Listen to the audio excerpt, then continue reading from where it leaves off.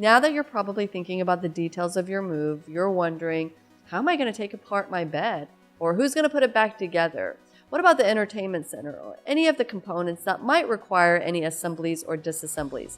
Well, at Ameritex Movers, we are a full-service moving company, so any services that you need that are standard that require assemblies or disassemblies, we can definitely help you with that. We have the right tools and the right skills.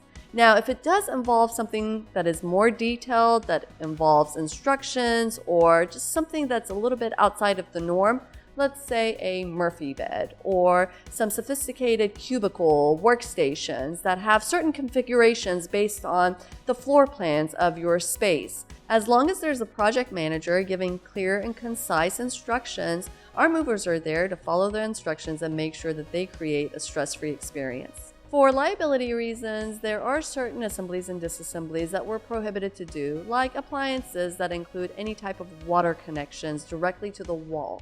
So we ask that you disconnect those prior to the movers arriving so we can make sure that we can safely move those items for you. Additionally, any type of kids' play equipment like trampolines, jungle gyms, or even cribs are items that we can disassemble and we can move, we just simply can't reassemble them.